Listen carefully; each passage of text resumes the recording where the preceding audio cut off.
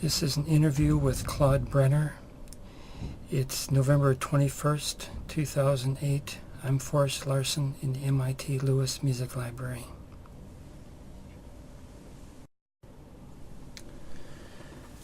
It's my honor and privilege to have Claude Brenner for an interview this morning. He is MIT class of 1947 and 1948. He has both a bachelor's degree and a master's degree from MIT in Aeronautical Engineering. It's November 1st, 2008, and we are in the MIT Lewis Music Library. Pardon? 21st. Did I? You said first. Oh, okay. November 21st. Wow. I'm glad you caught that. All right. Can you tell me where you were born and your date of birth? I was born in Pretoria, South Africa on 7 July 1928. Can you tell me a little bit about what you remember from your childhood as far as what Pretoria was like, and just any kind of general stuff? Well, Pretoria was a small city of about, as I recall, 300,000 people at the time, roughly. It was the administrative capital of South Africa, so there were a lot of government buildings, and the famous Union buildings are there. Also famous for its jacaranda trees that line the avenues, and there's a great jacaranda festival. I didn't realize until I was an adult in this country that the jacaranda was an import from Mexico. I, of course, always thought it was native to South Africa, but it's not. And life was as suburban life is in this country in those days. But what's more important was essentially how isolated South Africa was, because the communication networks that we have today didn't exist. Communication was essentially by radio telephone, and that was a big deal at that time if you wanted to speak to London, of course, which was the center of the universe for us in the British Empire. And the principal mode of transportation was by sea, a 2-week trip from Cape Town to Southampton. So South Africa, of course, was isolated. It was had participated in World War I, of course, and had fought some battles in Africa to help take the German colonies that were then existent. But it was a placid life. And we went to school and we lived at home. At the beginning, however, I was born in Pretoria, but that was only where Mother came to give me birth. The family was living in a little country village in the province of Natal, now KwaZulu-Natal. The name of the place was Elandslaagte, which means place of the eland, the largest deer in the world. And father had a general store and a transient hotel. It was a railway junction, and often people needed a place to sleep between catching trains from one place to another. There would be an overnight stop. What was your father's first name? His name was David. And actually Sidney David, but his first name was Sidney David, but he was known as David to everybody. And so as an infant, as a young child, we lived there. He died when I was 8 months old, but my mother continued to live there and managed the hotel with her, at that time, unmarried youngest brother. This little hotel at the railway junction. My first ambition was, in fact, because we lived at the railway junction and on the side of the railway tracks, was to become, as we called it, an engine driver. As we say in this country, an engineer. Yeah. But not the kind of engineer that I ultimately became. And then the hotel burned down, and so we moved to Pretoria to live. And then from there to Johannesburg, and I was living in Johannesburg and happily in school there, finishing elementary school, in fact, when I came to this country at age 11. So your mother's first name? Was Frances, or Fanny, she was named, but she preferred, she sort of formalized it. It was, Fanny was, of course, had the implication of something else in those days. One sat on one's fanny, so she formalized it to Frances. So after the hotel burned down, what kind of professions was what kind of what Her did she mother do for a was, she living? became a legal secretary. She Uh-huh. was secretary to a law firm, but she was most interested in chiropractic. And that was because her older brother was very came to this country to learn natural healing, healthful means of healing. When I say healthful, whole, what today would be called holistic medicine, it wasn't called that at that time. Osteopathy and chiropractic being part of that, naturopathy, and he became very prominent in Britain. And the family sort of adopted that measure of living, that lifestyle of healthful living. And Mother chose to learn chiropractic as well and practice it herself. So we came to this country for her to study initially in the very early 30s, so when I was 3 or 4, at the National College of Chiropractic in Chicago, and returned after a couple of years, or it wasn't quite that long, probably 18 months, for a complex of reasons. And she always wanted to finish the course and planned to do that. And so we left South Africa in 1939 to come here so she could finish the course in Chicago. Her original plan was to leave us there in boarding school, my sister and me, my older sister and me. She's died 2 years ago. Excuse me. And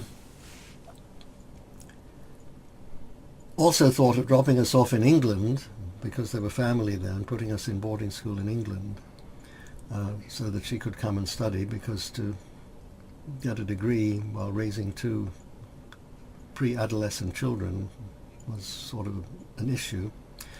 But in the end, decided to bring us along with her, which was a good thing, because we landed on the 21st of August 1939, which was 10 days before the Nazis invaded Poland. And so World War II broke out in Europe on the 1st of September. We had just arrived, and having visited my paternal grandparents in Baltimore, we were scattered all over the world, as a matter of fact, excuse me.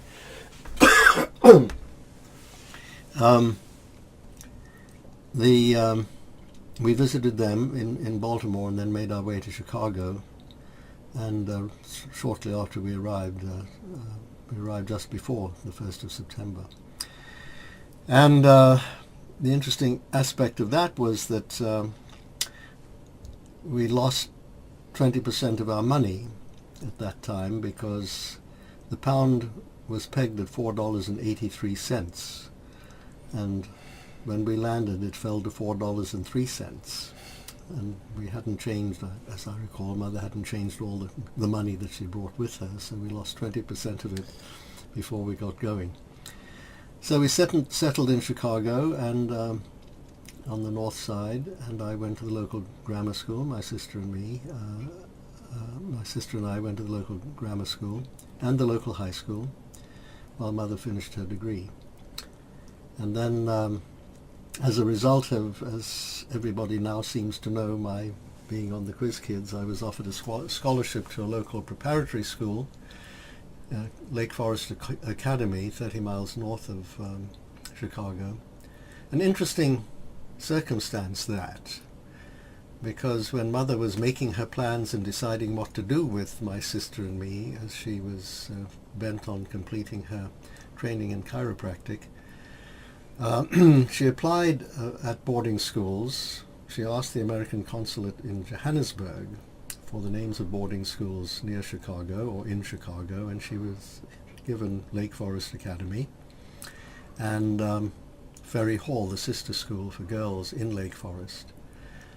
And when she saw the fees, she submitted the applications, but when she saw the fees, she realized that there was no way at all. $3,000 a year was an impossible sum of money back then. Today, by the way, it's $23,000 a year, or 25, something like that. And so forgot about it. But when I was on the Quiz Kids and appearing regularly, and it was our practice to introduce, well, it was not our practice. It was the format of the program that we were asked to introduce ourselves, the five competitors each week. It was a competitive program, and the three winners returned the following week with two newcomers to join them each week. And we were required to introduce ourselves with our name, age, and school and year. And here I was saying that, I was Claude Brenner, I'm 12 years old and a freshman at Senn High School in Chicago. And at the same time, the headmaster of Lake Forest Academy retired, and they were bringing in a new headmaster, and they were cleaning out the files, and they came across Mother's application for me. And they said to themselves, as I was told the story then, is this the same Claude Brenner who's on the Quiz Kids? It turned out that one of the alumni of the Academy, a man by the name of Fred Asher, who had graduated in the class of 1935, I believe, or 35, had joined the Quiz Kid production staff. And they said, well, let's ask our alumnus, Fred Asher. Fred confirmed that I was the same, one and the same Claude Brenner, so they offered me a scholarship for my junior and senior years. And what that resulted in was two things. One, I had to start my junior year all over again because I'd completed half of it in the public schools, so I did high school in 5.5 years. But the second thing that happened was I got an exceedingly fine education, for which I'm forever grateful. It prepared me remarkably well for MIT. And I'm very grateful to them, and remain very closely attached. I'm now a life trustee of the Academy, and remain very close to them for that reason. So that's what happened, and the Quiz Kids certainly did open the door. Somebody asked me recently if being a Quiz Kid helped me get into MIT, and I don't know. It helped me certainly with the education that I got through Quiz Kids at the Academy. Right. But whether being of itself, whether it got me into, I have no way of knowing.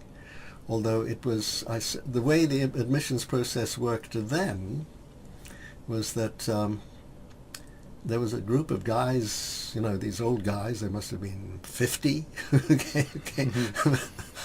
or more. I was interviewed, my educational counselor was a man by the name of Louis H.G. Buscarin of the class of 1904.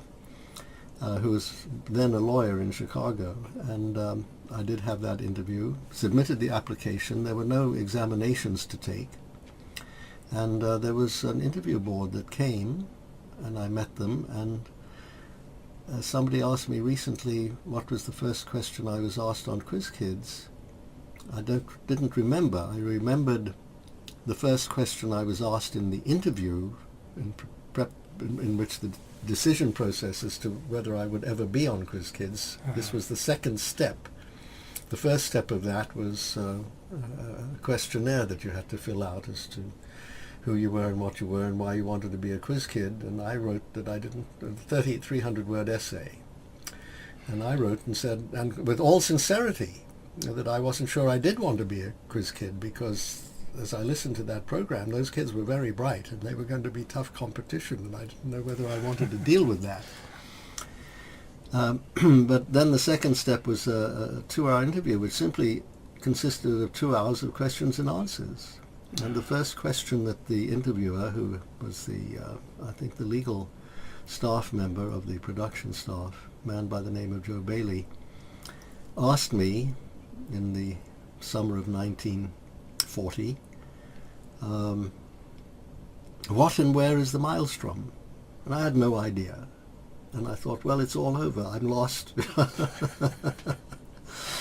And of course, few people know what and where the maelstrom is. It's a large, as I learned then and have never forgotten, a large whirlpool off the coast of Norway. And that sort of question and answer went on for 2 hours. But at the same time, my first interview by one of these old guys from MIT at this panel who came to Chicago, there must have been half a dozen or more men, And this man said, "This won't count against you, but you know the meaning of the word mnemonic." And I said, "No." Of course, I've never forgotten that one either. So that process, I was finally admitted, and then I had also applied for a scholarship, and I had to meet separately with a scholarship board. And they told me that I was, and having known that I was admitted, I was told, "By the way, you'll have a dormitory room." And I didn't know that I wasn't going to get a dormitory room. But it turned out that the East Campus parallels were, until that time, for some period before, occupied by a contingent of Army recruits who were in what was known as the Army's Special Training, ASPC, ASTP, Army Special Training Program. Right. And brighter young inductees who were drafted into World War II. My best friend from prep school went to ASTP. But there was a contingent of ASTP Army students in the East Campus. Right. And so those weren't available. And of course, what was the graduate house was occupied by the Navy V-12 cadets. Right. So, but the Army had pulled out, and the rooms were now available to undergraduates.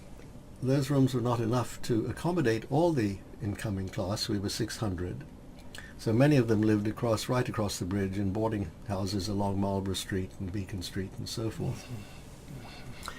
And so I did get a partial scholarship and came to MIT. And that's, it never left me. "What's the matter, Quizzy?" I want to tell my father that I beat the quiz kid. So that's a long answer to your question. That's a good answer. So thank you. I want to backtrack a little bit about music in your family. Were your parents musical at all? No. Did they sing around the house? Or No. Any relatives? No. So what kind of music did you hear growing up? Oh, we heard gramophone records. Mm-hmm. I remember getting a gramophone and buying the records for The Firefly, which was a movie set in Spain, I think. And I used to play those songs on the gramophone. I think we had 3 records, 2 sides, 6 songs from The Firefly, over and over again. Kids do that today. Yeah. That's what kids do. That was about the extent of it. There was no piano in the place. We lived essentially in a boarding house. We were not well-to-do by any means. My mother, sister, and I occupied a room in a relative's boarding house, a boarding house nonetheless. Mm-hmm. And but it was a comfortable place, and I was happy there. Mm-hmm. And I played with my clockwork trains because we couldn't afford electric trains, and I was happy with my clockwork, as we called them, wind-up trains. And I think because no, there was no influence of music. There was the influence of people ask me, well, they don't. I remember, I don't think I've really been asked why I wanted to be an aeronautical engineer.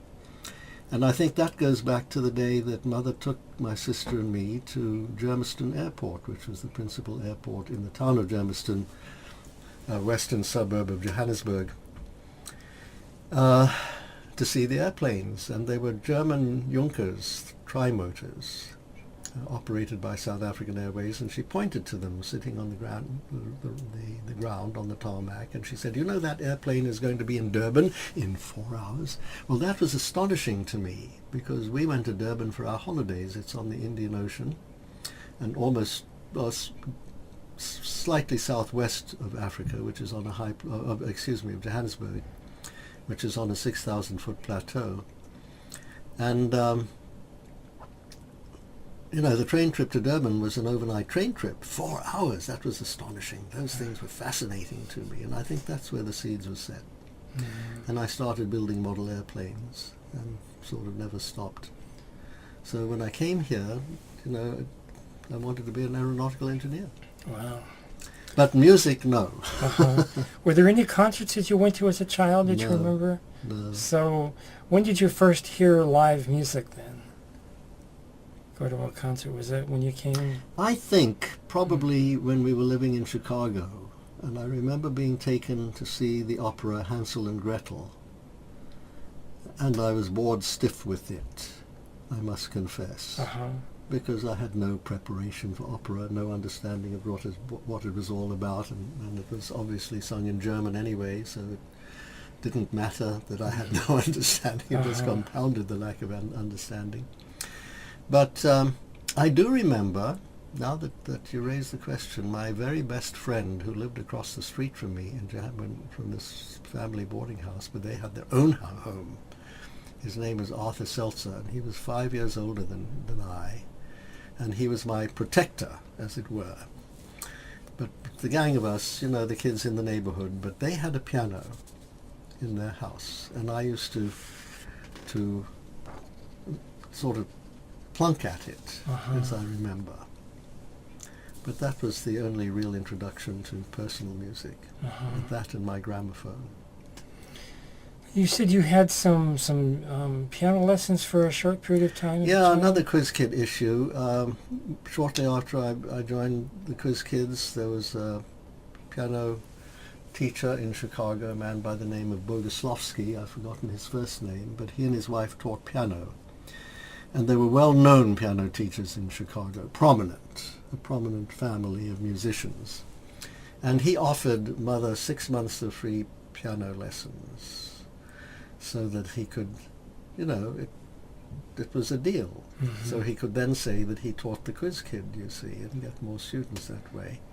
And I remember that I had to play for the end of his 6 months of training, and there was a recital, of course, of the students. And I've forgotten Carl Philipp Emanuel Bach's Sofgetto is what I played, and I'd never really played that without missing at least one note.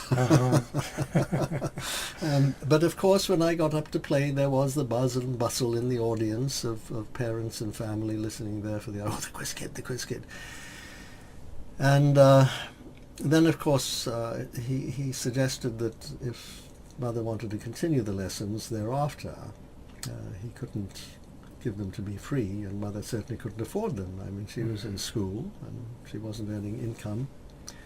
And so that was the extent of my piano. But I liked the piano, and I was liked to read music, and I was able to pick it out and play to myself, you know, as it were. And I learned to play somewhat more sophisticated songs and chords and things. But that was the extent of my early training in music. So did you continue playing up through your time at MIT? Well, I did, you know, to entertain myself. There was a piano on the ground floor of the Gooddale entry of the eastern parallel of the East Campus parallels, which I used to go and occasionally bang on for fun. You know, disturb the whole dormitory because there wasn't a soundproof room by any means, and I did that. But as far as playing an instrument, no. I have a sort of a small recorder-like instrument, a plastic thing, sort of, I think, keyed like an ocarina, really, but it's sort of in the vertical scale, which I can pick out a few tunes on to amuse myself with occasionally. But I don't have the finger dexterity to play music well, quite frankly. Did you sing at all as a child? Not as a child. I don't remember singing as a child, except, you know, group songs in grammar school, I suppose, in elementary school, if we did that. But and I don't know how it was when I went to Lake Forest Academy that I found that there were all of these wonderful activities open to me, which in a high school of 2,000 or 3,000 seemed to be reserved for those people, the older kids, and I was very young in that group of people, always was, of course, having entered it at 11. But I could do anything there at the prep school, so I joined the Glee Club, and I loved to sing. And I also joined the chapel choir, and we performed in chapel twice a week at Wednesday morning chapel and then Sunday evening chapel. And so I sang with a small, 8 or 10 or 12 of us in the choir, and the Glee Club was something larger, and enjoyed it very much, and liked to sing. Still do. So with the chapel choir, it was obviously religious music. Do you remember any of the pieces that you did with them? Or any of the kind, how would you describe the music? Oh, they were sort of hymn-like songs. I remember once, because the phrase always interested me, was a hymn called "Bless the Lord, O my soul," and that can be read both ways. So that fascinated me. And chapel music was interesting in its own sake. I liked the harmonies. And when I joined the Glee Club at MIT, which was a natural follow-on, I just came to MIT and continued to do the things that I did at the Academy. I joined the Glee Club, I joined Drama Shop, I joined D-Tech, because that's what I'd been doing at the Academy, you see. I also went out for crew, but that's another story. And so when I joined the Glee Club here, and we sang, the early church music, I really loved the harmonies. Fantastic. So going back to the chapel choir, do you remember the director's name? Yes, I do, but I don't. I remember. It'll come to me perhaps later on in the discussion. One of the problems of being an octogenarian, awful word to say, the music word to think about, is that people's names leave you and they come back later. Yeah. I'll think of it perhaps. So with the high school Glee Club, was it standard kind of popular music? Yes, and if we were good, we got to sing Fred Waring arrangements. Now, Fred Waring, of course, was the great Glee Club, radio Glee Club performer, and his arrangements were really wonderful, and we all loved, particularly Stardust was the song, which was a wonderful arrangement, and we were promised if we did well, he'd allow us to sing Stardust, or prepare us to sing Stardust. It was the same man who conducted both the choir and the Glee Club, of course. And I sang second tenor in those days, and of course I'm at best a baritone now. So when you were in high school, were you listening to music on the radio at all? We did. As a matter of fact, perhaps our first real introduction to music was we discovered a morning show on the Chicago radio, which we awoke to, which played as the theme song one of the themes from Tchaikovsky's Fourth, Fifth, or Sixth. I don't remember which theme it was. And it would play classical music, and there was a lot of talk with it as well, news and so forth, but it seemed to have a classical motif to it, so that was our introduction. Da da da da da da da da da da da da. That theme was the theme of the radio program, and so that was perhaps the real introduction to oral, serious oral music. But I really had no appreciation for it until I came here. There's an anecdote that I like to tell. I learned to love the Boston Pops, of course, as semi-classical music. Had no understanding of classical music when I arrived here, and I had a record. Somebody had given this to me, a 12-inch record of the Pops with the Ritual Dance of Fire on one side, and the other song, which was, it'll come to me. And I loved that record, and I went down to play it on the community, in effect, gramophone record player in the lounge of Monroe in the Western Parallel one afternoon, and somebody was playing a symphony, and I waited patiently until his record was over, and then I asked if I could play mine. But he was in the middle of a four record 8-side symphony. And he wasn't about to let me play Ritual Dance of Fire and Jalousie. That was on the other side of it, by Arthur Fiedler. Jalousie and the Ritual Dance of Fire. And he said, "Hey, get this kid. He wants me to interrupt my Beethoven so he can play Jealousy." And I was so embarrassed, but I didn't understand what he was angry about, you see. Uh-huh. But later I understood, you see. Yeah. Of course, hey, get this kid. Yeah, yeah. So, why did you choose to come to MIT? Well, that's an interesting question. I knew nothing about where to go to college. All I knew is I wanted to be an aeronautical engineer. And with that knowledge, for example, the drafting instructor allowed me to draft airplanes, or encouraged me to do so, to pursue my interest. But where to go to do this was simply people's suggestions and advice. Quite frankly, my original plan was to go to Caltech. The reason for that is that when we had been in California on this Grand Quiz Kids trip that we took to be on the Jack Benny program in early 1941, we took the city of Los Angeles, 3 days, and my sister had to come along because she couldn't be left alone, and we fell in love with Southern California because it reminded us so much of South Africa in climate and appearance and so forth. And we ultimately decided that we wanted to go to college there. My sister would go to UCLA. Mother would practice her chiropractic when she had finished her course, because we still couldn't go home because of the war. And I would go to Caltech to study aeronautical engineering. So that was choice number one, and the rest of it was sort of filtered in by, Carnegie Tech is an interesting place. Have you thought of them? And Illinois Tech is a good place to go. And somebody suggested MIT. I don't know who. There was no college counseling to speak of, even in our elite preparatory school.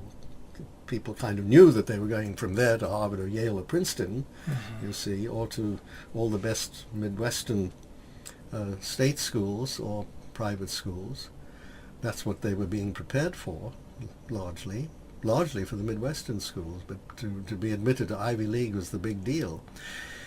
And so nobody I don't remember getting any advice, but MIT emerged somehow, and somehow I don't remember how MIT emerged in my consciousness as a place to go. So I applied at both MIT and at Caltech. I'm glad that Caltech, and the interesting thing was that Caltech required 4 3-hour examinations as part of the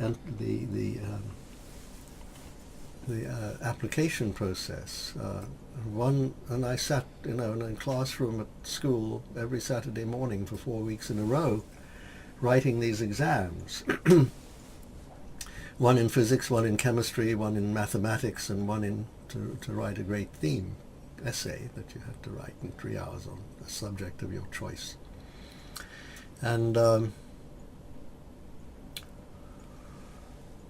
it turned out that, fortunately, that Caltech rejected me, didn't accept me, and I'm told that the reason was that on one of the questions in the math exam, I got the right answer, but I used the wrong method.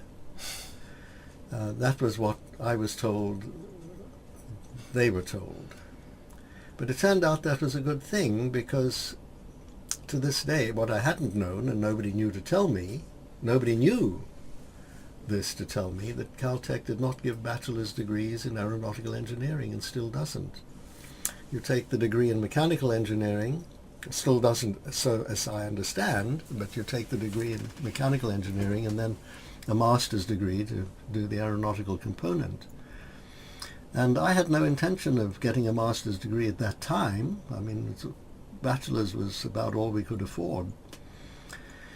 So coming to MIT was, an obvious choice. And I flourished here. I loved it here. I had a wonderful experience here. It was, the motto then was, tech is hell. It was hell, but I loved the hell.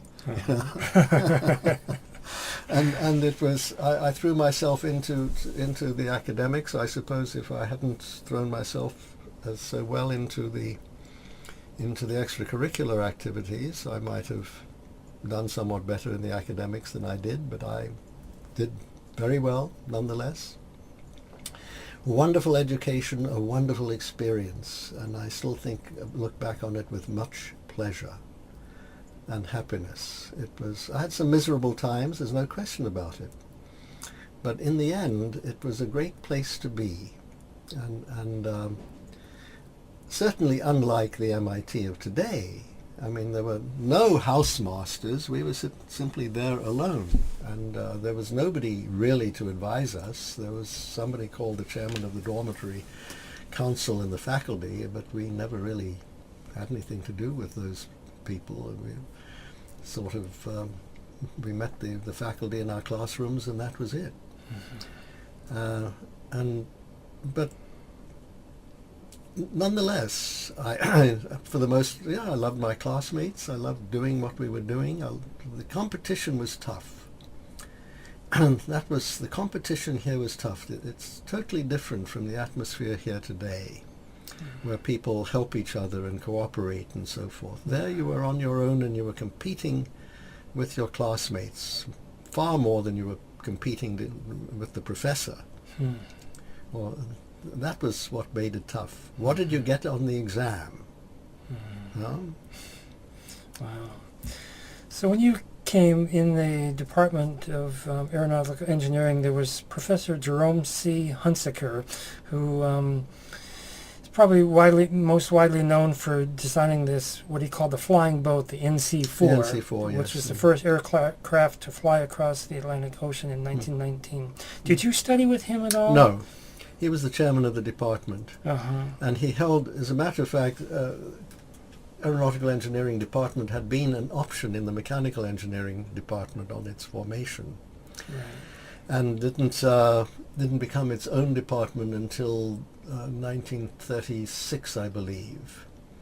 And he chaired both departments at that time. He was chair of Mechanical Engineering and chair of Aeronautical Engineering concurrently. So we saw little of him. He was simply an august figure, a legend, as it were, for his great accomplishments. If I ever met him personally, it may have been at some function or other to shake his hand. But he was that great, mysterious figure up above. Yeah. We never saw. Tell me about your thesis advisor, Joseph Bicknell. Joe Bicknell was he taught stability and control, and he was a good teacher, not a dramatic teacher. I remember some reason for why I remember this. He lived on the South Shore somewhere. I think Hingham.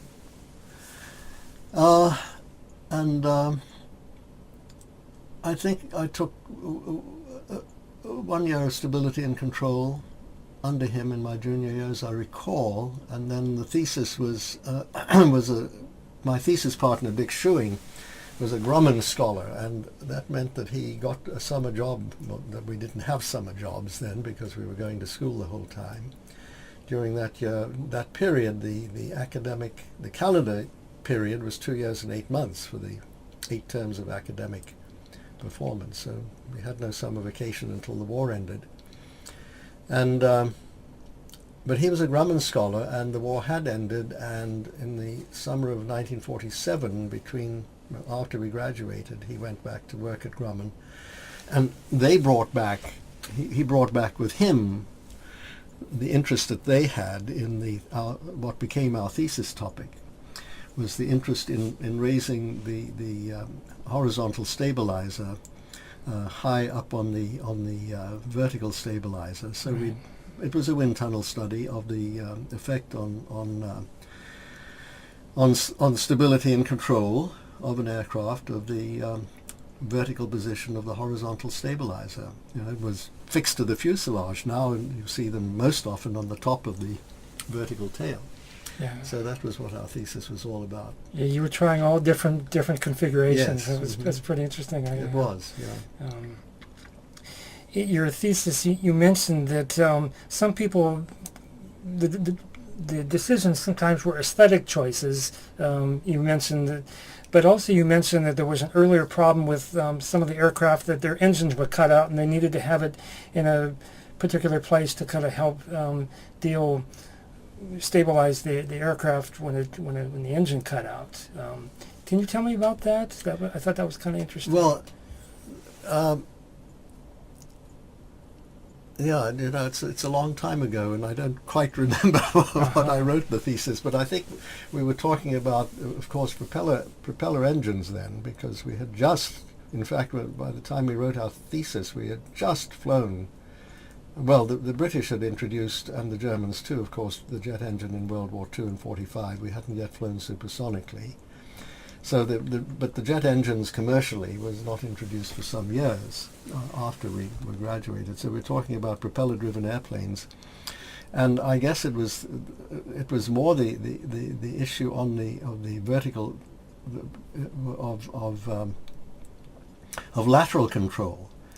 Once the engine cut out on one side, then you had to have lateral control, and you couldn't, and that was important, and so where you put the horizontal stabilizer could not interfere with the control, the vertical stabilize the rudder in effect.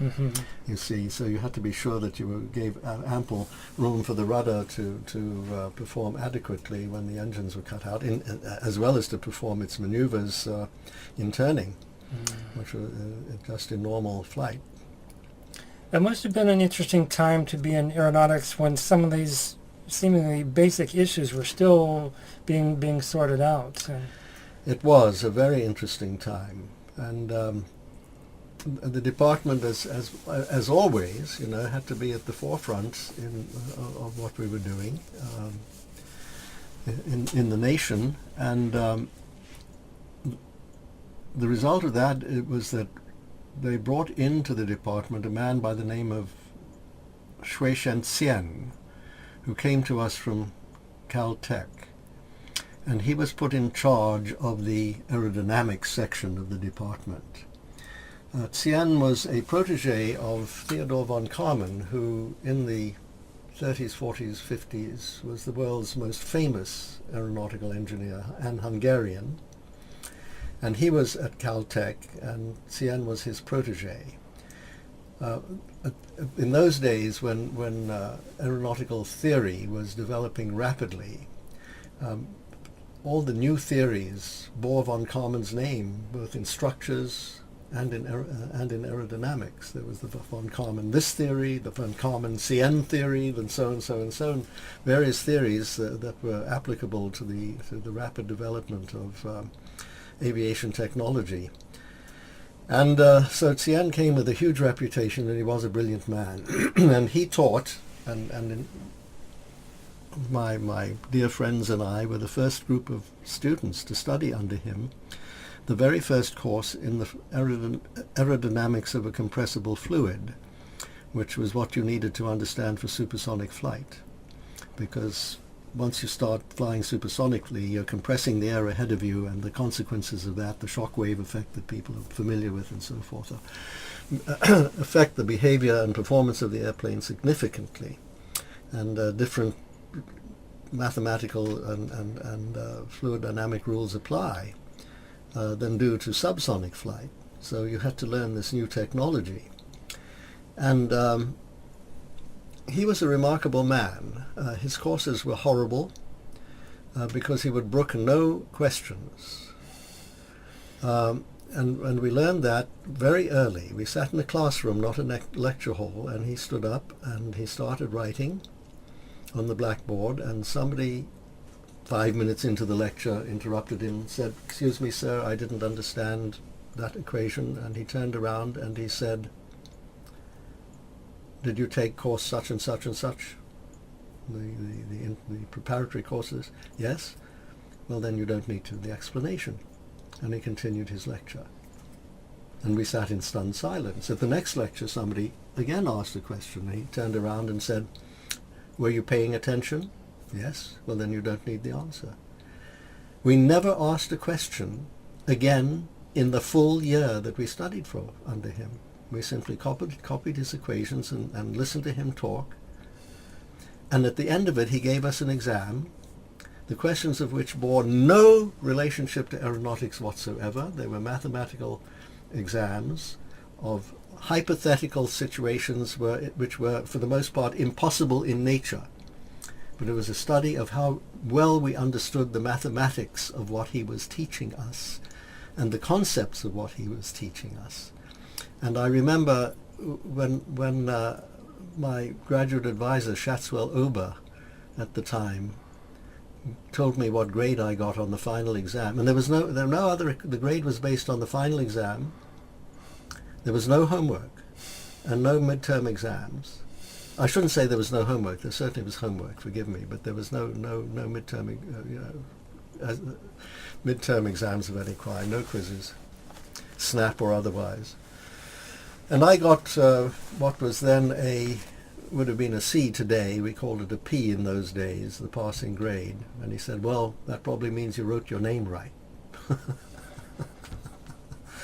and he was a very tough teacher. However, my classmates in the graduate house, and we were a large group. My class in 47, I believe, graduated the largest number of aeronautical engineers in the Institute's history, and the undergraduate class of 48 was one fewer. It may be the other way around, but I think we were the largest. And so there were a whole gang of us who were taking our master's degree together, and a couple of PhD candidates. And somebody got the bright idea, it was a bright idea, that we should entertain our professors to dinner and just meet them and get some ideas from them as to where we might go to work, you see. And so we did that monthly, and we invited Cien with some trepidation. But whoever invited said he accepted happily, and he was socially a very charming man. Well, I should finish the story about Cien. He went back to Caltech after a short time here, I think the following year. He was Chinese, and he was associating with known communists, apparently, and so the feds descended on him and demanded to know whether he was a communist or not, and he refused to answer. In the end, there's a wonderful biography of him written by Iris Chang, an American Chinese who regrettably, this was her first book, regrettably committed suicide some recent years ago, in which she wrote letters to all of us, and what I've told you is summarized in that book, but from my mouth and the mouths of many of my colleagues. Mm-hmm. But in the end, we deported him to China because he was considered to be a communist, which I don't know whether he was or wasn't, but he went to China and he rose to become head of their guided missile program. And I think he still lives. He's well into his 90s. I think he's still alive in China. He was a major general in the army and married an opera singer. Her biography of him is called Thread of the Silkworm, an interesting double entendre, because the silkworm is the name of their intercontinental ballistic missile. And this is the history of how it came into being, because we sent him over, because he was a commie. And we suspected him of being a communist. Oh my. There was a lot of that going on. There was, yeah. So moving on, one of the things you did at MIT, you worked for the MIT Tech, the student newspaper. You were assistant night editor in 1945 and the editor in 1946. Tell me about your experiences working for that paper, just briefly. Well, that's how I learned to hunt and peck on the typewriter. Our office was in the basement of Walker Memorial. It was on the left just as you entered the outside stairs into the basement on the west side of the building. I think we had two rooms, one where the editor sat and one where the typewriters were, and we wrote our stories, and I learned to hunt and peck and write my stories as a reporter. And then when I was editor, finally, I had the brilliant idea that it was wrong that the bridge leading to Cambridge from Boston was named after our rival upstream. Mm-hmm. And I didn't understand why the bridge wasn't named for MIT. So I started a campaign to rename the bridge. That was my editorial, that was my newspaper's whole thrust, was to rename the bridge. And I put up petitions all around the campus, and I was going to petition the city councils of Boston and Cambridge, since of course, as we know, the dividing line is down the center of the Charles. And people signed them. I think I collected 1,200 signatures. Some people wrote nasty remarks. Somebody else wrote some stupid thing about, since the cupola of the Bunker Hill Monument can be seen from the roof of Building 6, why didn't we name it the MIT Monument, which was stupid. I mean, what's the relevance of that? And learned very quickly that well, first of all, Mayor Curley was the mayor of Boston at the time, and he was richly quoted as saying, Curley quotes Shakespeare, rose by any other name, he didn't care what the bridge was named. And the Boston City Council voted in favor, and the Cambridge City Council voted against. And because of course the Cambridge City Council were in the grasp of the older university, and then there were, in fact, one of them said that MIT is still a child. Remember, this is 1944, and MIT was just in Cambridge since 1916. Yeah. That was only 28 years. Harvard had been there several hundred years more than me. When MIT learns to walk, then MIT can talk, etc., etc., etc. And I learned then that it was going to be, that it was controlled by the Metropolitan District Commission, which no longer exists, of course, but that it was a state function, and that the name change had to be effected by an act of the Great and General Court. So I was going to, by that time it was getting near end of term, and exams were coming up, and I was beginning to run out of time and things to do, and I was decided that to petition the Great and General Court with my 1,200 signatures was going to be something more than I thought I could manage. And so I was planning to have our own naming ceremony. The Tech would have a huge naming ceremony. Welcome to Technology Bridge. And in fact, having started the campaign, whenever I referred to the bridge in the newspaper, particularly with respect to the crew races and so forth, I would always, in bold-face type, refer to it as Technology Bridge.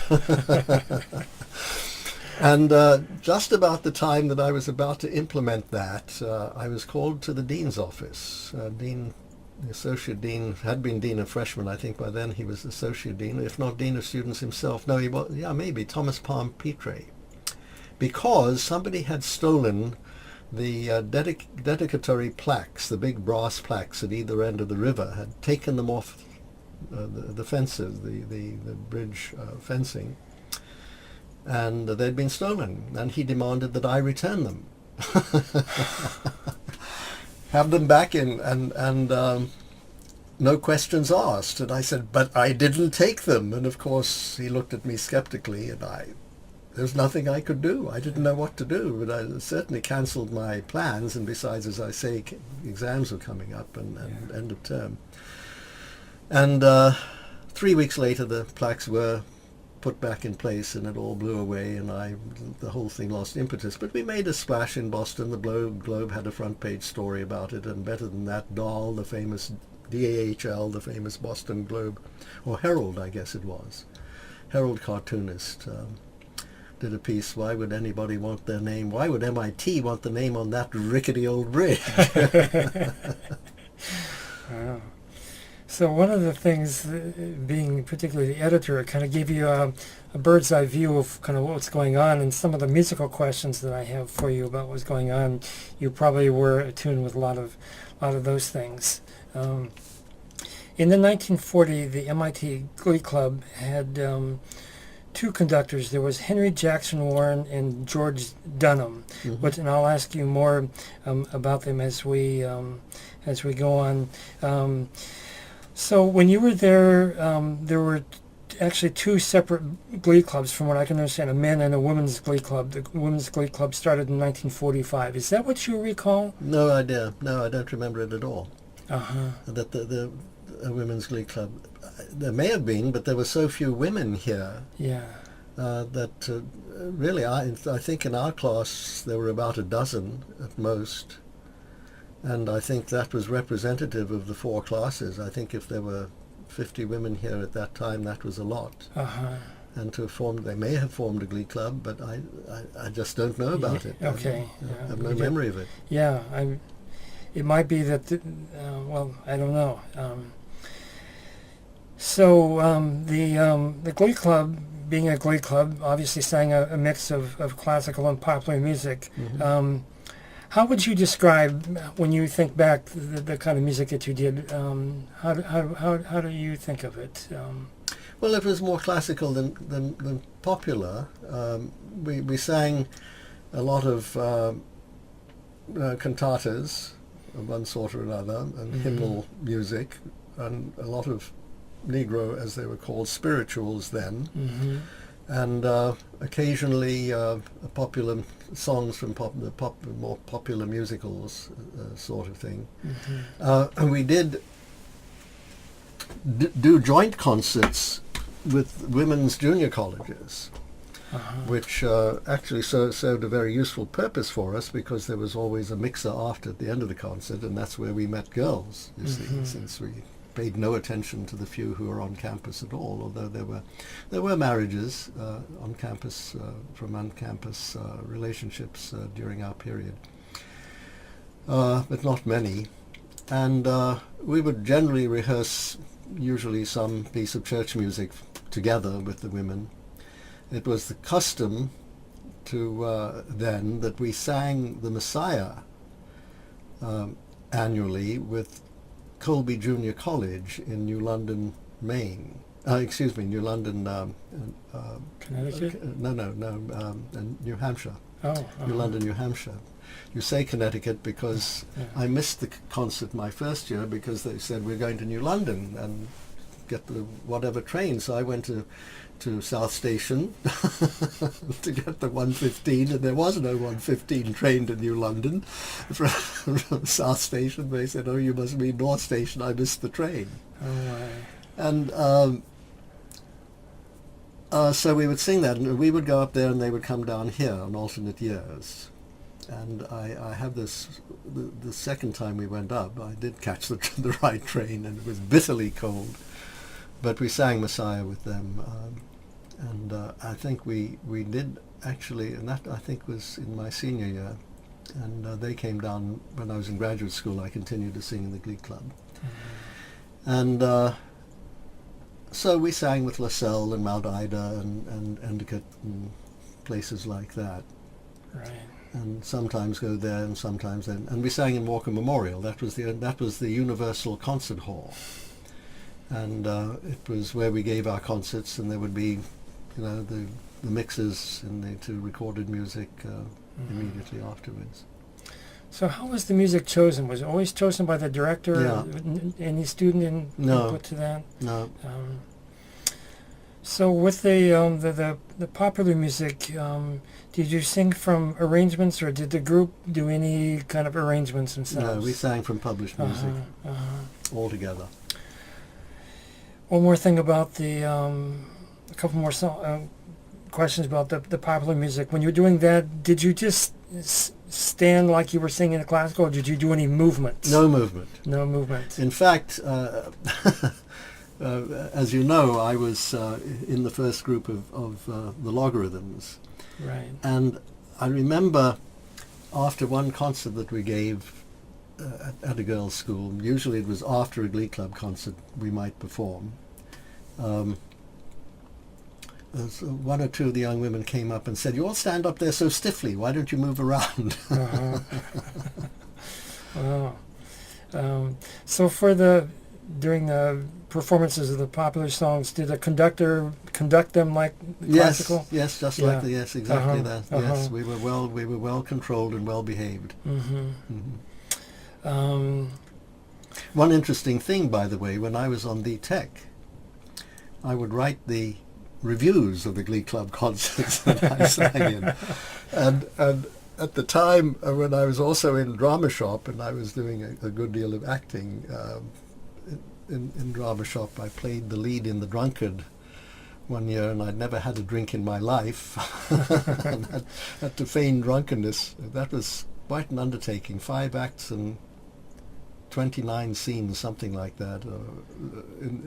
And we performed it twice in the New England Mutual Hall on Boylston Street, where that's the Tech on Boylston Street, Right. where it used to be.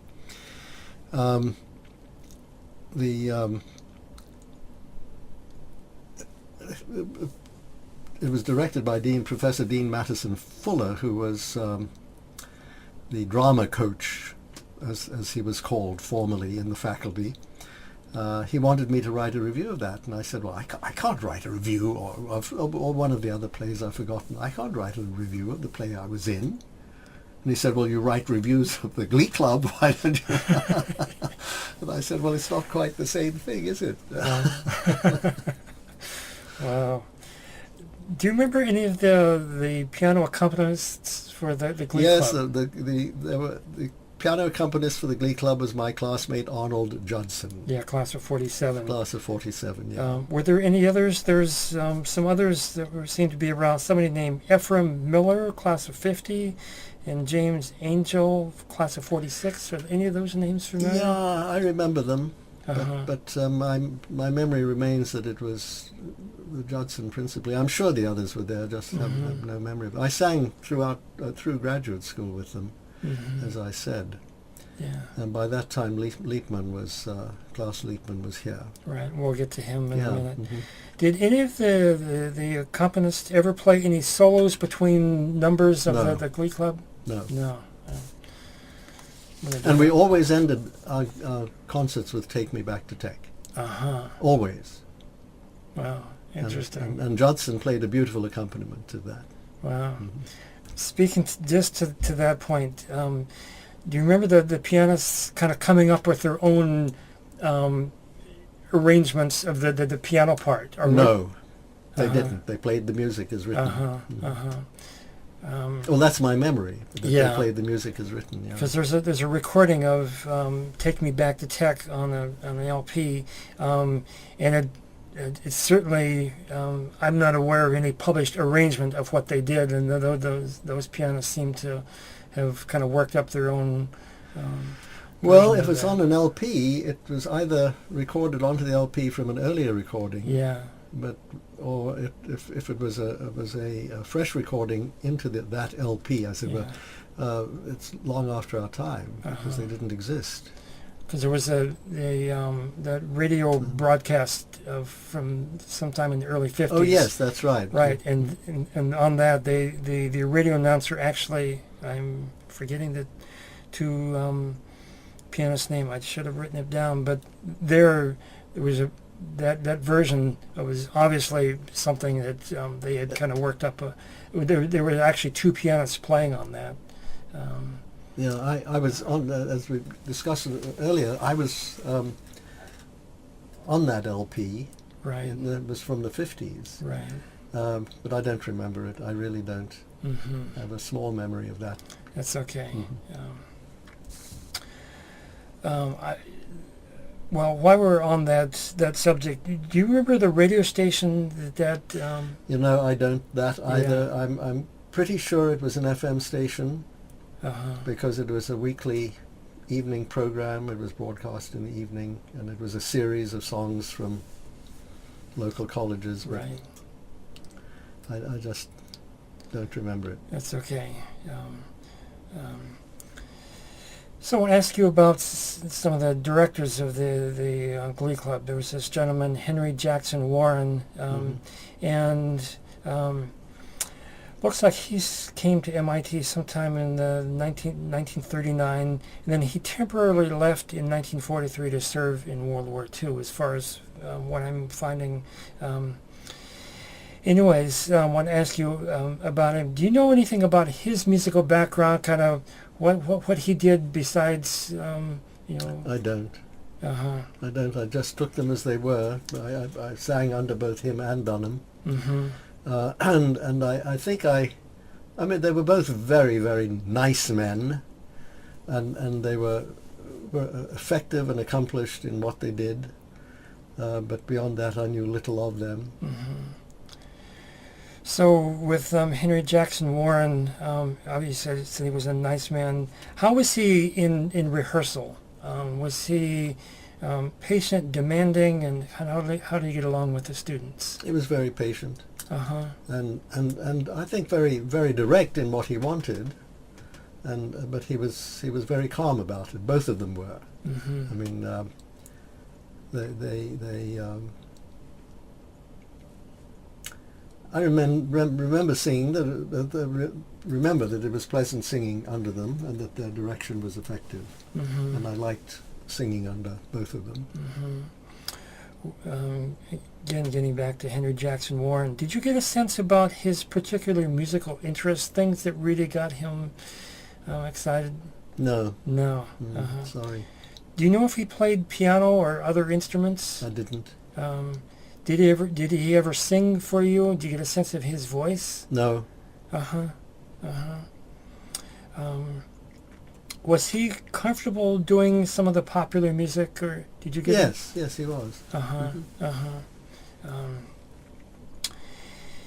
And then there's this George Dunham, who took over for the years that Henry Jackson Warren was away serving in the Army. He came in 1943. And you don't remember anything about his background either, right? No.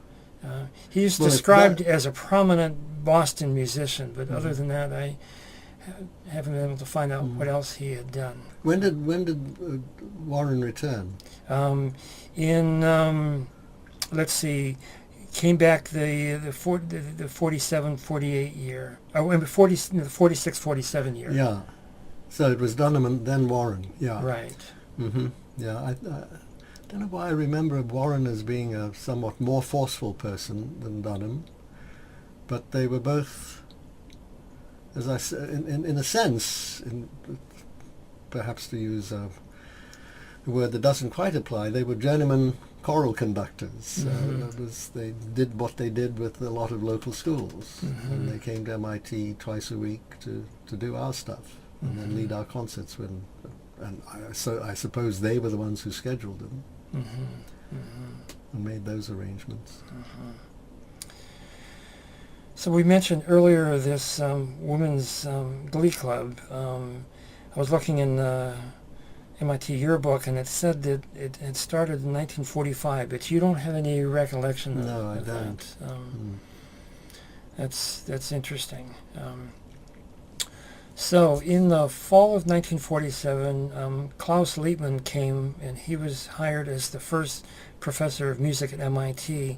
But in the spring of 47, he had actually conducted a concert of the MIT orchestra. Do you recall the circumstances that brought him to MIT? Do you remember anything? No. All of those things were behind a curtain. We had no understanding of how the academy itself worked. We just learned that this great musician was now coming to take over and was going to make his mark, which he did. In 47, he took over conducting the Glee Club and the orchestra. Right. Now, the orchestra, of course, existed in its way before he arrived. That's right. And shall I go on about that? I actually have some questions about that. Okay, so why don't we wait then? Yeah. According to Klaus Liebman's autobiography, there was some student initiative to get a full-time director of music, as Klaus was given the title of. Do you remember any kind of student kind of initiative going to the administration for such a position?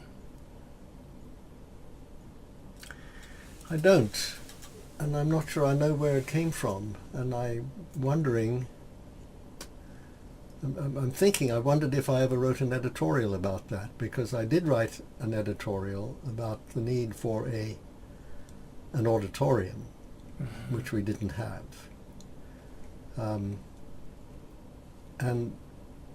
But I surely I would remember that, and I don't. So I have no connection with any student initiative.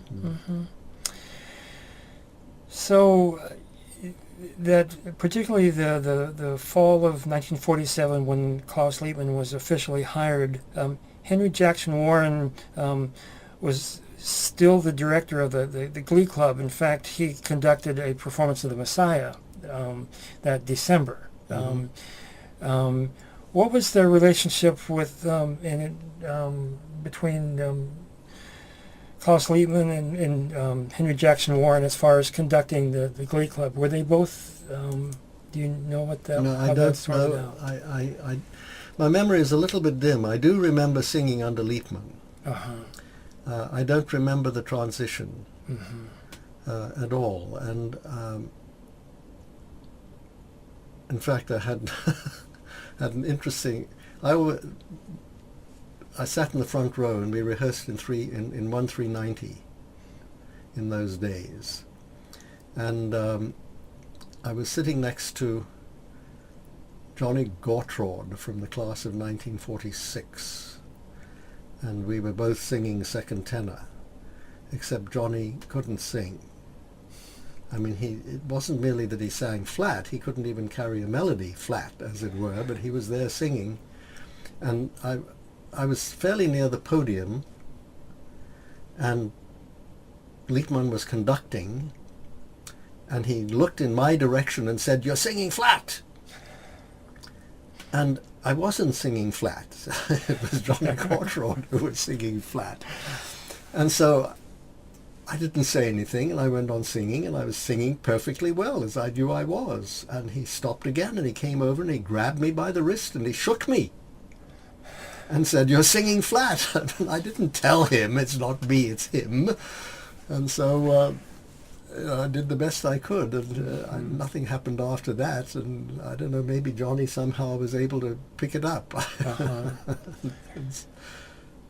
Do you know do you remember if you sang in one of the Messiah performances that fall of 47? Yes. Because there were two performances. One was conducted by Henry Jackson Warren and one by Klaus Liebman. Do you remember which one? Which one I sang in? One with Henry Jackson Warren was at Jordan Hall. And I'm not sure and where the the Liebman was. I'm not sure where that one was. No, sorry, can't remember which. Okay. Let's see here. So when Klaus Liebman took over, do you recall his opinion about the kind of Glee Club repertoire? Did he change the kind of music you were doing at all? I don't remember, honestly. Do you remember his attitude towards the more popular music? Was he comfortable with that? I can't say. I really don't remember what we were singing then.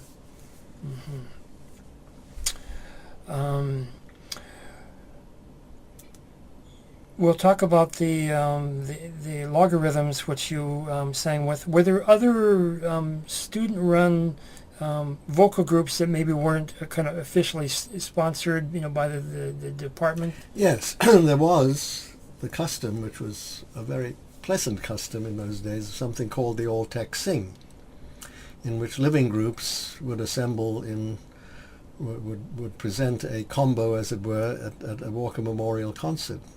And each fraternity and each dormitory, or there might be multiple groups from the dormitories, although we only had senior house in the East Campus, would sing some brief song, and then there was a winner. And that was a student initiative. And then the revival of the Tech Show, which was in 47, I guess. That's right. And we'll get to that later. Yeah, was a student initiative, right. But there were no... Yeah, well, actually the student initiative, there was the student initiative to put together the symphony orchestra, which was Tony D'Almeida, right, from the class of, what was he, 49, I believe. Yeah. Yeah. And he decided he was a musician and himself of some accomplishment, and he put together a symphony orchestra which included some staff people. And he even managed to mount a concert in Walker Memorial of some perhaps 30 to 40 players. And which was, I went to listen, it was okay. And I don't remember what he played, but I really admired his initiative for doing that. Yeah, he went on to a very distinguished career as yes, he did. He left here. In fact, he's no longer on our alumni rolls, which is a shame, because he left here at the end of his sophomore year to study music at Yale. Right. And then became an internationally renowned conductor. He changed his name slightly. Oh. Because when he was with us, when he was at MIT, he spelled it small d apostrophe Almeida. But when he became, at some point in his professional career, it became D.E. Almeida. Ah, I wondered about that. Did you know him very well? Yeah. Tell me about him. He was a nice guy. He was sort of, in some respects, he was studying mathematics, as I recall. And in some respects, with his deep interest in music, it wasn't quite clear that he really was happy here. But that's just perhaps an interpretation, after the fact interpretation. I didn't know him all that well.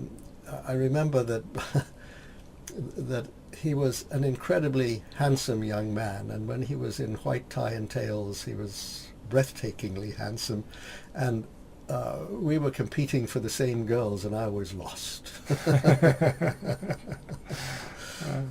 But that's about the extent of it. Did he? Did you talk about music with him much? And did he kind of not really get you into? No, one is so no. I didn't talk to him about music. I think when we were together, and we weren't. He wasn't a close friend, but we saw each other on many occasions, I'm sure. And I don't know what we talked about, but we didn't. If we talked about music, it wasn't in any depth at all. There was a gentleman named Ralph Huschke, Hushke, class of 46, who presumably also helped Tony bring up the orchestra. Do you remember Ralph at all? No. Wondering kind of more about him and what his role might have been in helping revive the orchestra. Getting back to the logarithms, the a cappella group, from what I've been able to gather, some of the research, it was started in 1949 by somebody named Ted Metzger, class of 50. Do you remember Ted at all? I don't, no. Seemed like he sang with him for just a year, because the next year when I've seen lists of members, he wasn't listed. And it looks like that's when you joined in what, 1951? No, I think I joined earlier than that. I think I joined in 49. Okay. Or early 50. That's my memory. And because it had just been founded, but maybe it was a year old when I joined it. My memory may be dim on this, of course, but I think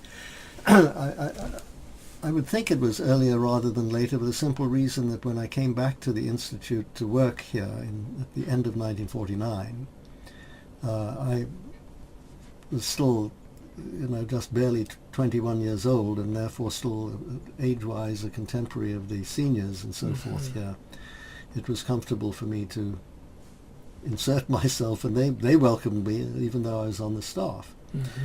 So I can't be certain that it was 1950 that I joined. Maybe it was 51, but I would think earlier rather than later, simply because that was I know I joined the staff players at the same time to do drama here, and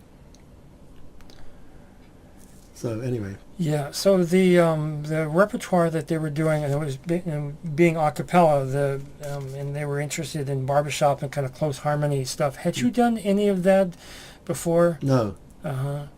Was that kind of singing, was there something particularly compelling about that interested you? I loved the harmonies, yes. Uh-huh. And since I sang lead, it was great.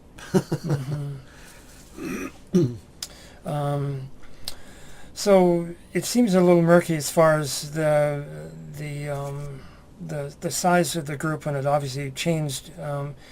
Well, from what I was reading, it first started out as an octet, and then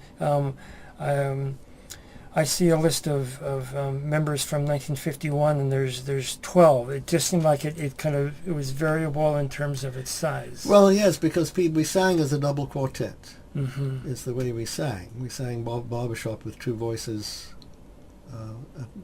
each at each level. Excuse me, and tenor, lead, baritone, and bass. And people drifted in and out. Mm-hmm. Mm-hmm. And so we never sang as a group of 12 during that period. And I was with them through 1952. Uh-huh. Uh-huh. And yeah, I'm pretty sure I sang with them 3 years. Yeah. Mm-hmm. How familiar were you with other collegiate a cappella groups? Did you socialize with them, like the Harvard Crocodillos? No, we knew about them. Uh-huh. I always loved the name of the main group, the Medibemsters. Wow. And I wondered where that came from, but that's about the extent of it. We knew about them. I don't remember that we didn't have the sort of barbershop programs of multiple colleges. We sang usually either in small concert performance or at the end of Glee Club concerts. Uh-huh. Mm-hmm. From the beginning, at least in its early years, it seems like the Logarithms was a music departmental sponsored group. Is that true, or is... I don't remember that. You don't remember? I don't remember that we had anything to do with the academy. Was Klaus Liebman involved at all? No. No. That's interesting. There was a list that I saw of kind of listing MIT groups. It was a publication put out by the MIT music department, and it listed the Logarithms, and I thought maybe, because today when they list groups, they don't list the student-run groups, and I thought maybe that the Logarithms was involved with that. Can you tell me about how the group rehearsed? Did you use the piano to learn the parts? How did you, and who was there? Who kind of ran the rehearsals, and how did that work? I don't know. There was, I think, I remember Frank Wilson's. I think he sang bass. Is that? Yes, Mm-hmm. right. Class of '52. I think it's. Yeah, and Jerry Sanborn. We would rehearse in a classroom. We would rehearse wherever we could find a place to do it. Mm-hmm. We found the best place to rehearse before a concert at Walker was in the men's room because it had, and the basement because it had such wonderful resonance. But again, any one of us would come up with ideas about how to put riffs in and so forth if we did that sort of thing, which we didn't do much. Somebody would come forward with a portfolio of songs, and we'd sort of choose them collectively and decide what we wanted to sing together. And there must have been a piano somewhere that we would pick out tunes on. There's a wonderful story, by the way, we were to sing at Pops one year, and we had been invited to attend the Boston chapter of SPEBSQA, the Society for the Preservation and Encouragement of Barbershop Quartet Singing in America, which is pronounced SPEBSQA.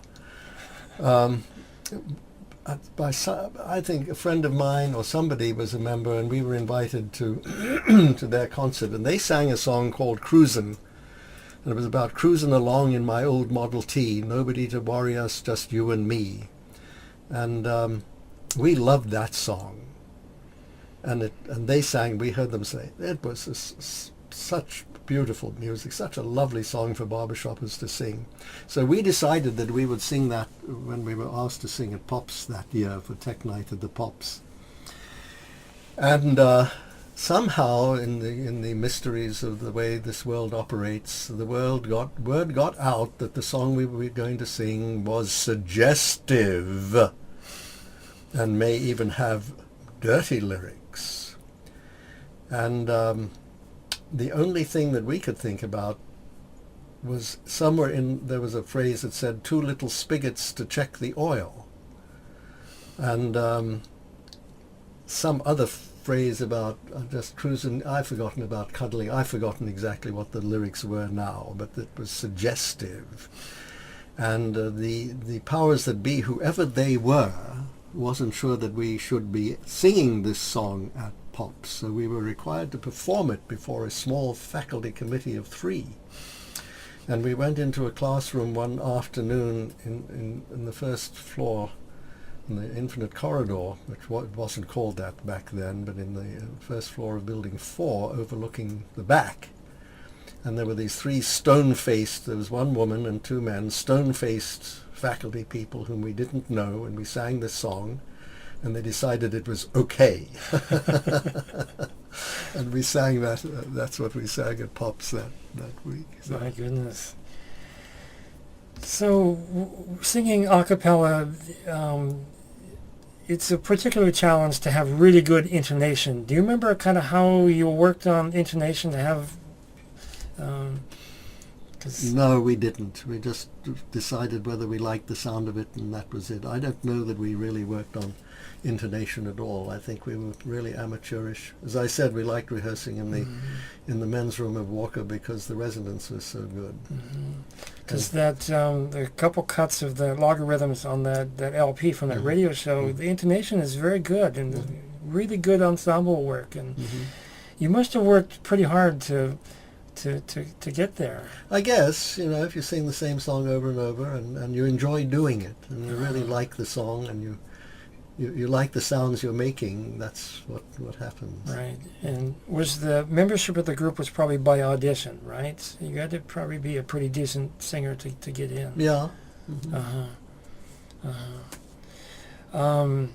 In May 1952, the group won an octet singing competition against 12 other New England and New York area schools. And were you in that group for that competition? I don't remember that I was. No. Where was it held? The tech article didn't. Oh, it was. I should have written it down. It was some. I don't remember where it was held. I should have put that in my notes here. Well, in any event, I don't remember it. So I don't know where. Yeah. So you were saying that often the logarithms would sing after a Glee Club performance. Was it often that you did a full concert yourselves? No. No. Yes, well, not often, but we did occasionally sing in different venues. I remember that we used to sing the opening Glee Club concert of the year, for example, used to be at Longwood Towers in the lounge for the residents of Longwood Towers, and they was, these sort of all of these old people, as they seemed to us, sitting in the lounge. We would sing. And I think we did a concert there once, and once we did a concert specially at one of the girls' schools. And we had concerts, yes, around and about, but not many that might come our way. And I don't remember where we went. How often did the group rehearse? Oh, certainly once or twice a week. Yeah. So to change the subject slightly, looking at the kind of broader subject of humanities, and of course music included with that at MIT. When you were a student in the 40s, there was a division of humanities, and Robert Caldwell was dean of humanities, and there was a department of English and history, and a department of social sciences. When Klaus Liebmann, the first professor of music, was hired, he was in the department of English and history, which is kind of interesting. Of course, all of this predates the formation of the School of Humanities and Social Sciences in 1950. Here's an interesting quote from MIT President Carl Compton in 1947. He speaks of the importance the broad program in humanities that was envisioned. He said, well, one of the things that he certainly did was help move MIT away from a more kind of narrowly focused engineering school, and brought in more pure science research, which was a real change. But there's a quote of his. Oh darn it! I don't have it here. There was an interesting quote of his about the importance of humanities at MIT. I thought I must. Yeah, sorry about that.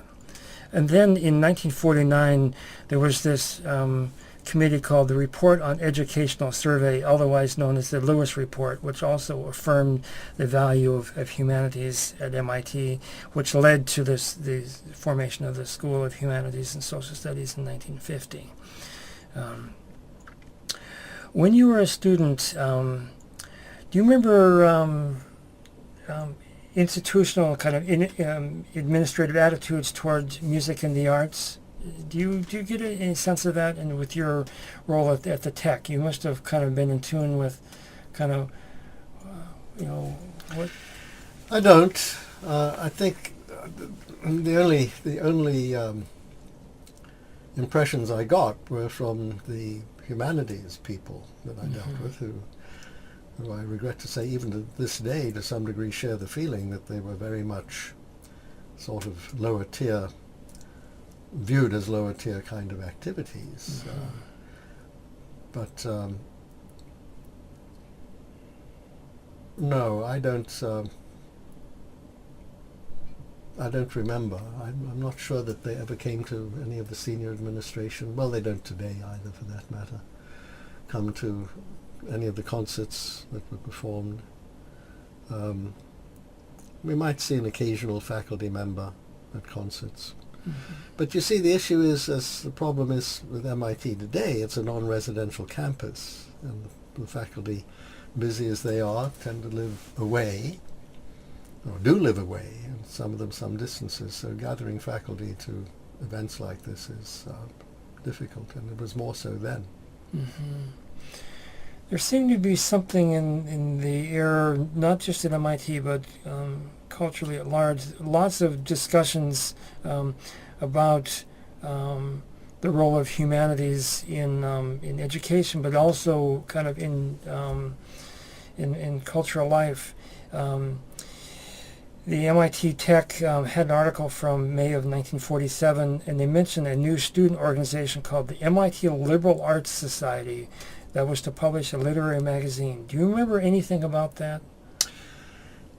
I remember that, yes. I remember that it was formed. I remember that I think the magazine they called The Rune. I think it's still exists So they today. started it, yeah. I think. So that's the magazine they started. I think so.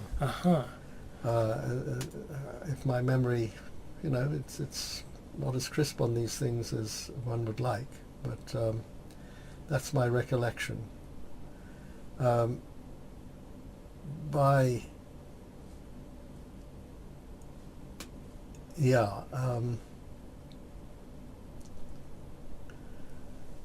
terms of I was a member of the secret society Osiris. I don't know if you're familiar with that. No. That existed at the Institute at the time, and which was an interesting organization.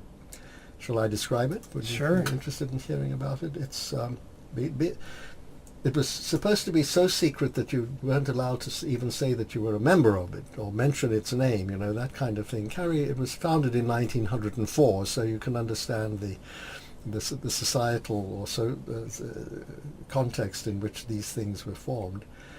It served the purpose of no holds barred discussions between the student leadership and the senior faculty and administration. It was a student-run organization, and generally student leaders were elected to it by the students. If you were elected as a junior, that was a pretty big deal. I was elected as a senior.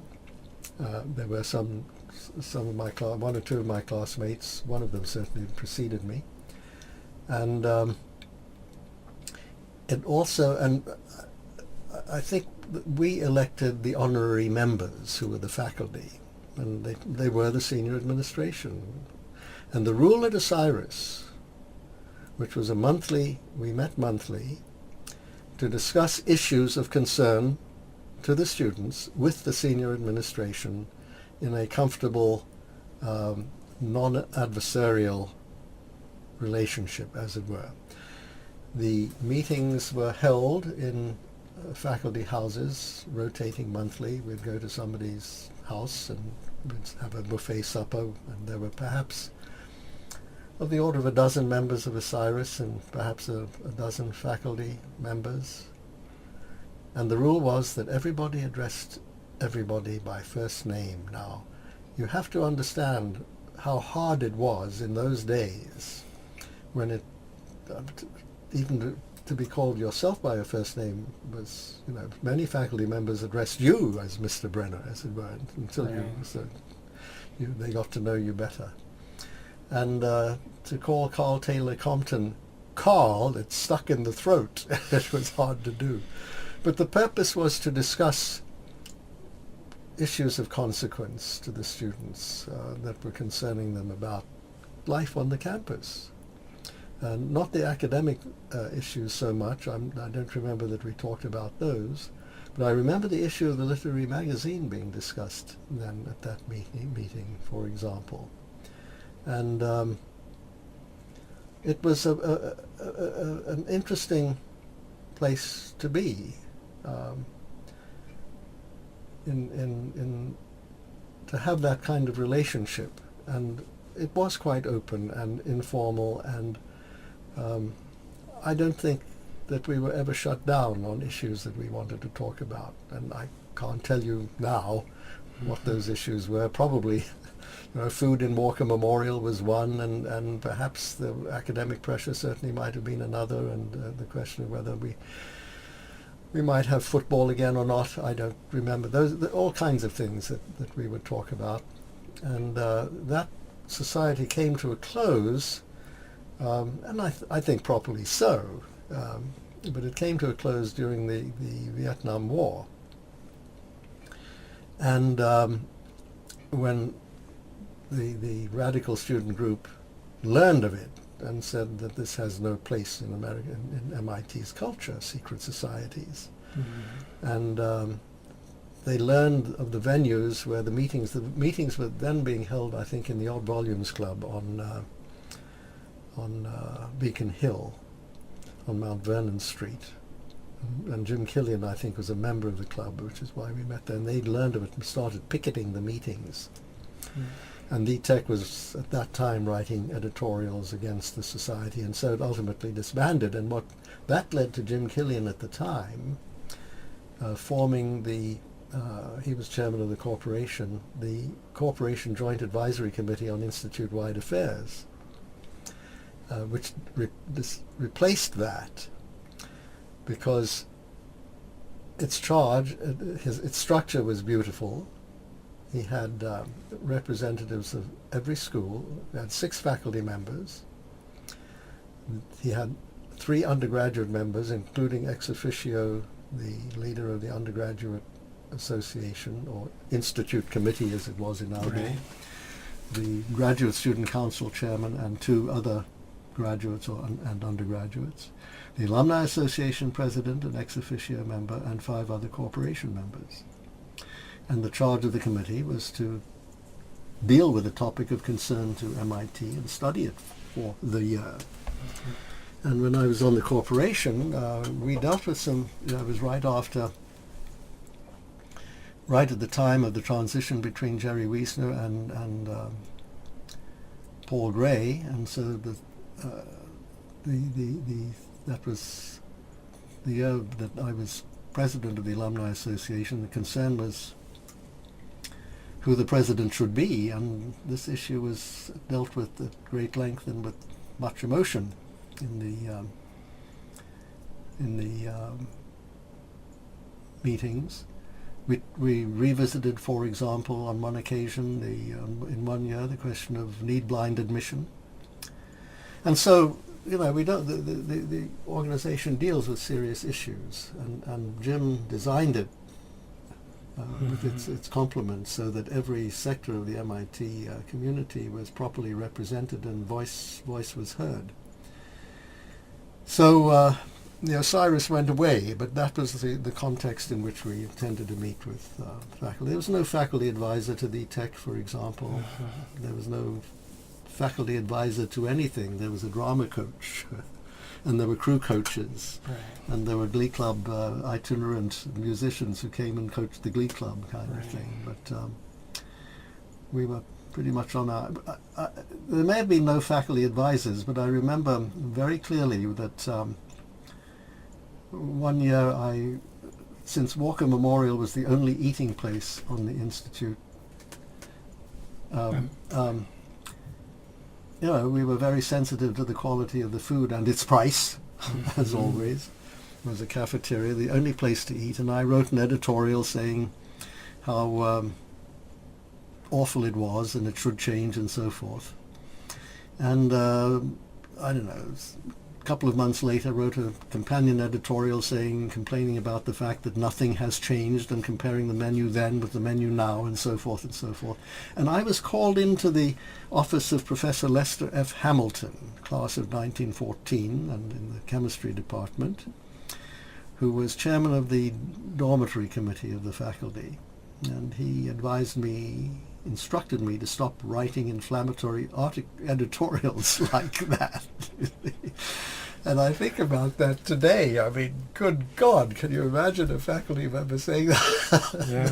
That would be the headline of the newspaper, the next issue.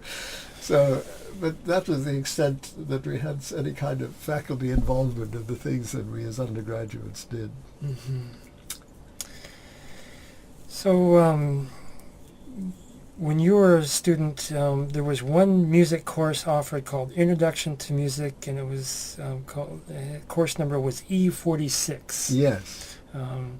And there were two professors who taught that from time to time, Dean Fuller and William Green. And you told me that you took the course. Yes, I did take the course. We were the humanities. MIT has always had a humanities requirement, always. Right.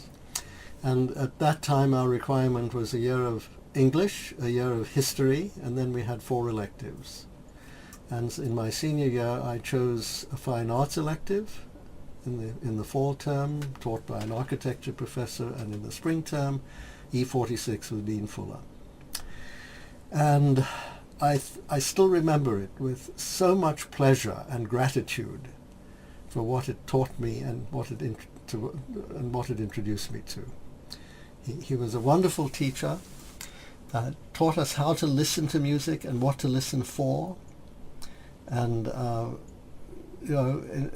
started out, the first symphony we ever studied was Mozart's 40th, movement by movement, theme by theme, and so forth. And he took us through the symphony and showed us how it was.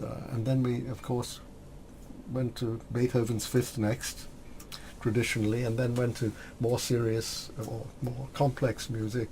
Not that those are not complex, but subsequently. And of course, I just couldn't get enough of it. Still can't. So tell me about how, if you were like going through the Mozart 40th, were you actually reading scores and stuff like that? No, we were listening to the record. Uh-huh. No, we weren't reading scores. Uh-huh. We were listening to the record. Did he also play piano to kind of demonstrate stuff? I don't remember that he did. Uh-huh. Yeah. The classroom was in Building 2. Again, I don't remember his sitting down at the piano. Uh-huh. Do you know if he played piano? I don't remember if he did. Uh-huh. And I'm thinking back because I mentioned that I was in The Drunkard, or maybe I hadn't, that I played the lead of The Drunkard in Drama Shop. Yes, I did. And I'd never had a drink. I was 16 years old and I'd never had a drink. And so the cast decided that I ought to have a drink and find out what it was to be drunk, you see. Or at least have a drink. And so Dean Fuller offered to host the cast at a party at his apartment at, as I remember it, 5.5, maybe it was 3.5 Pinckney Street. And we all traipsed down there one Saturday evening, and he made whatever. Well, I think we had probably rye and ginger ale, but I still wouldn't have it. I was so afraid to have a drink, and we played cards, and I drank ginger ale. And I was thinking about what I remember about the apartment as we were talking, whether he played the piano, whether I remembered a piano in his living room. I don't know whether he even played, but I don't have any memory other than sitting at the card table, playing whatever we were playing, Michigan Rummy or who knows what. Yeah. Were there any in-house or in-classroom performances? Did any musicians come in and... I don't remember any, no. So what are some of the things that have kind of stayed with you that you learned in that class? It sounds like it had a big impact on you. It did. Well, it taught me essentially how to listen to classical music of any kind.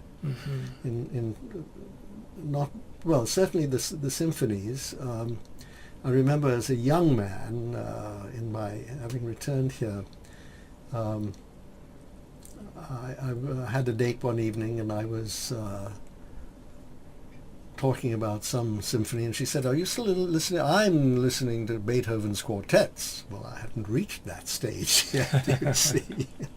I felt very put down, and I don't think we got there with Fuller. We hadn't got to that kind of music. We were still largely orchestral music, and largely instrumental orchestral.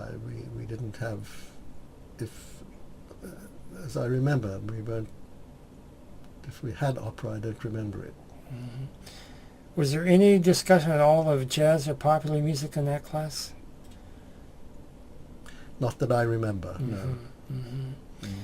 So prior to taking that class, had you been to any orchestra concerts? And kind of what was your classical music experience, prior to I don't that? think I had any, other than that business of that guy interrupting that guy in the dormitory.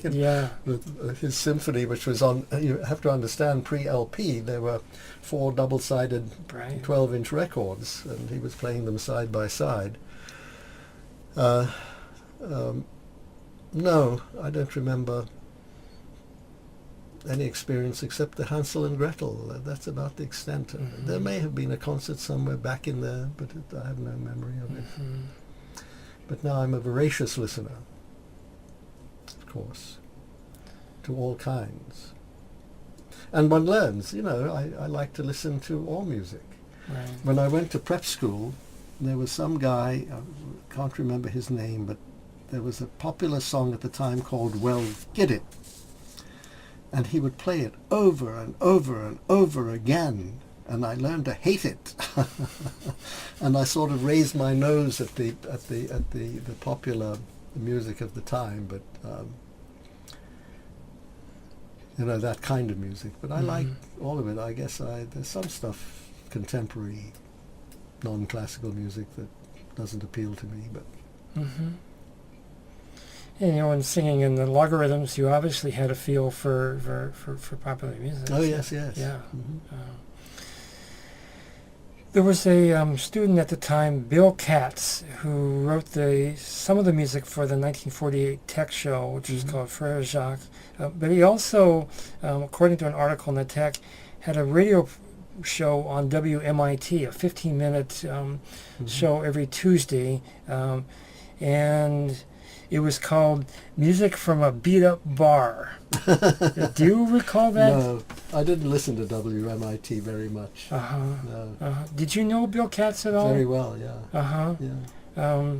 We're still friends. I don't see him often. He became ultimately, I think, vice president and treasurer of Ionics, a very important firm in water treatment. Did you hear him play piano much? I don't remember. I don't remember hearing him. No. Do you have any recollection of, besides working with the Tech show and this radio program, what other musical things he might have done on campus? No. According to the article, he seemed like he was a pretty accomplished pianist because he was taking popular tunes and making his own arrangements of them, and then playing them on that show. And I hadn't heard about that until it was just yesterday. I was looking through some old tech articles and came across that, and I thought, I should ask you about that. And so there was a dance band called the Tectonians. Yes. Did you go to any of their performances or dances that they might have played for? Yes, I'm sure I did. One or two. Mm-hmm. What was your impression about how well they played? I think they played very nicely. Uh-huh. Mm-hmm. I mean, to my late adolescent years, yeah, they played tuneful music in tune and with good rhythm. And they played for dances as yes. well, right?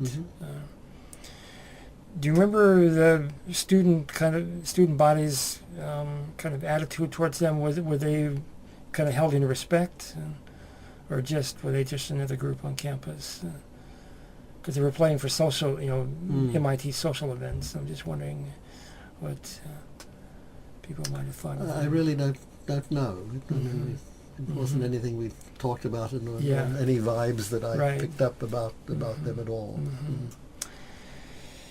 In a phone conversation we had a little while ago about the MIT ROTC band, and you said you remember hearing them. Tell me about that group. Well,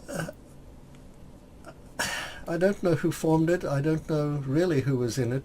But, I knew a couple of people, I'm sure. I wasn't allowed to take ROTC because I wasn't a citizen at the time, and since it was a Reserve Officers Training Corps, you couldn't train to be an officer if you were not a citizen. So I was excused from whatever the number was. Well, anyway, the 8 terms or the 4 terms required of ROTC. And they used to have a parade every Thursday afternoon at 3 o'clock, the ROTC contingent, which was held in the ground between the western parallel of East Campus and Building 6. Of course, there was nothing between them at that time. And they would march around that, and led by this band, which had a variety of instruments, brass, I'm sure there was a tuba, but it was a raggedy band. It sometimes didn't play together all that well, or all that in tune, and one kind of snickered at them, but that was the extent of my memory of them. I never heard them in any other context. I don't know that they gave a sit-down concert ever, and if they did, I didn't go to it. The MIT Tech Show, which was this student written and produced musical, everything was written by the students. It had been defunct for a while, stopping in 1936, but then in 1947 it revived, and the show that year was called A Liberal Life, again picking up on this theme of humanities at MIT. It was imagining what MIT would be like if it became a liberal arts school. Do you remember much about kind of what brought about the revival? I don't. I remember one of my classmates, Bob Hildebrand, the late Bob Hildebrand, he died quite young of a heart attack. Quite young, as a matter of fact. But he was, I think, as I remember, one of the founders. He was chair of the committee that was... yeah, that's right. Yeah. But I don't remember what led them to do it. They simply learned that it was being done, and that's great. And I went to this performance in Kresge, and it brought down the house. It was a wonderful play. I remember laughing uproariously and just loving it. It was very well done. Is there anything more you want to talk about, kind of how the students thought of the tech show and all that? Well, I think the sense of they did revive Tech Show because it That's right. continued for some years after That's that. right. That's right. And so it was very successful in that respect. And I remember that it was when I returned. There was a fellow whom I had been in my bunk at freshman camp when we used to go to the Salvation Army camp in Sharon off campus for this freshman weekend, orientation weekend. At that time it was pre-war, and then they discontinued doing that, and then after the war revived it for a while. And there was this guy who'd been in I was a counselor, senior counselor, and this fellow, when I came back from England at the end of 49, and somehow I went to see some of my friends who were doing from the earlier years who were doing the that year's Tech Show, and there was a rehearsal somewhere, and there I met this guy from my bunk, who was now a senior and had been married, and it turned out his wife was his mother-in-law was English, so he wanted me to meet his wife and so forth. And I remember going to that rehearsal, but I didn't go to the show that year. Mm. And I don't know how long it lasted after that. Yeah, the Tech Show went up through like the early 70s, I believe. did it? I forgot the exact date on that. So this looks like probably a good place to stop, and next time we can talk about your work on the Council for the Arts at MIT, and just music and humanities in general, and then